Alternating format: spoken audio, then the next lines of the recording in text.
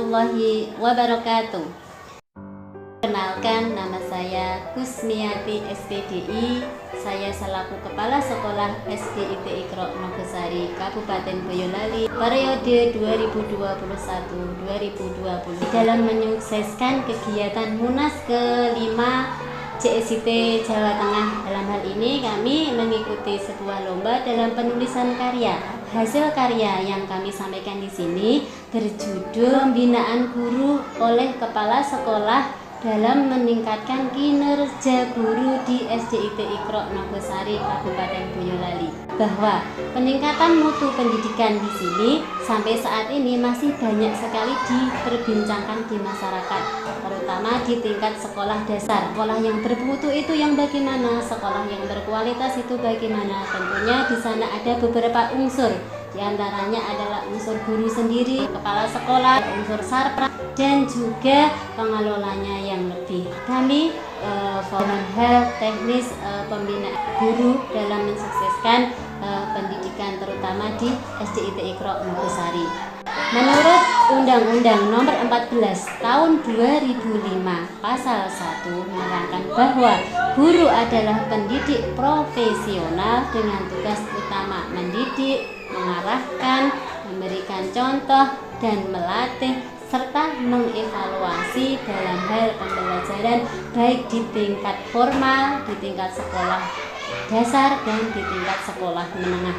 Begitu juga di SDIT Iqra, bagaimana kita sebagai seorang guru yang profesional tentunya harus banyak hal yang menopang dalam mewujudkan profesional seorang guru. Kita sebagai pendidik mempunyai persyaratan dan kriteria yang diwujudkan dalam kita bergabung di sekolah itu. Guru yang mendaftar di SDIT Iqra itu sebenarnya semuanya boleh mendaftar, tetapi sesuai dengan ketentuan yaitu harus S1 sesuai dengan peraturan Undang-Undang Nomor 14 Tahun 2005 yaitu tentang kualifikasi akademik minimal harus S1 ataupun selain itu juga guru harus memiliki 4 kompetensi sesuai dengan peraturan pemerintah nomor 19 tahun 2005 tentang standar nasional seorang pendidik pasal 28 yaitu tentang kompetensi pendidik.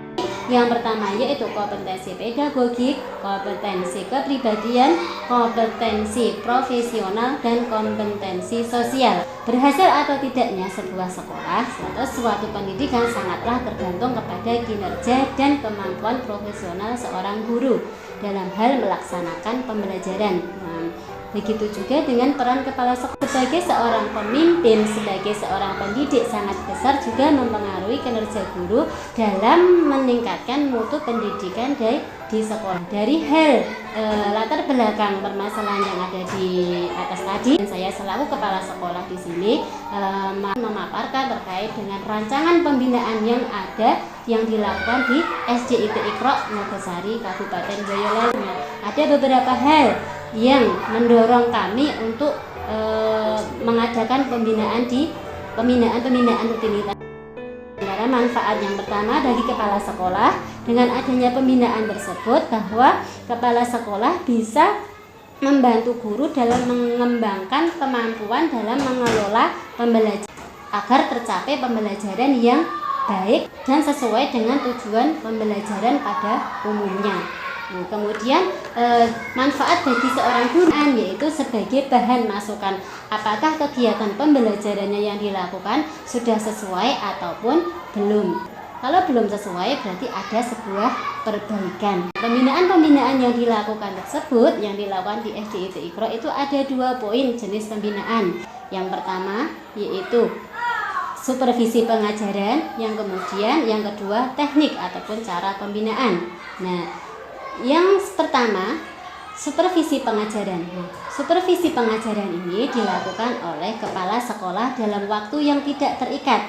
Dan ini biasanya tidak dilakukan secara terencana, yaitu secara tiba-tiba. Kalau secara terencana biasanya 3 bulan sekali atau 1 semester sekali. Supervisi pengajaran di sini dilakukan dengan tujuan untuk memberikan bantuan ataupun memberikan arahan kepada guru dalam melaksanakan pembelajaran. Apakah guru melakukan kesulitan pembelajaran ataupun guru tidak melakukan kesulitan dalam pembelajaran. Nah, hal ini guru langsung melakukan langsung ke kelas-kelas. Nah, dalam teknis pembinaan yang dilakukan di SDIT Iqra Nogosari tahun ini ada dua, yaitu pembinaan secara individu dan pembinaan secara kelompok. Pembinaan secara individu dilakukan yaitu yang pertama, kepala sekolah di sini adalah memanggil seorang guru hadir ke dalam ruang kepala sekolah untuk menanyai apakah yang bersangkutan mempunyai kesulitan ataupun yang bersangkutan mempunyai kendala dalam hal pembelajaran. Hal ini diadakan dengan pertujuan agar tidak malu kalau ada terdengar dengan teman-teman, makanya berhadapan langsung dengan kepala sekolah. Yang kedua yaitu dengan kunjungan kelas. Nah, hampir sama dengan supervisi kelas tadi, kunjungan kelas ini dilakukan oleh kepala sekolah. Di sana yang dilakukan adalah kita mengecek apakah peralatan KBM-nya sudah terpenuhi, cara mengajarnya juga sudah baik, nah, cara pengelolaan kelasnya sudah baik. Nah, itu nanti bisa dievaluasi ataupun bisa sebagai catatan oleh kepala sekolah. Untuk teknis pembinaan secara kelompok, jadi ada beberapa hal, diantaranya adalah diskusi kelompok dilakukan secara spontan dan tidak formal, sehingga guru dengan mudah untuk mengemukakan pendapat. Kemudian yang kedua dengan demonstrasi mengajar. Jadi suatu saat kepala sekolah memberikan contoh pengajaran di dalam kelas. Nah, bagaimana pembelajaran yang baik. Kemudian suatu saat juga kepala sekolah menghandle semua santrinya. Ada kegiatan jadi satu ruangan di masjid misalnya, guru-guru yang lain itu juga yang secara kelompok, yaitu ada seminar. Seminar ini bisa menghadirkan sebuah pakar, jadi kadang menghadirkan pakar di dalam kelas ataupun di lingkungan SDIT Iqra.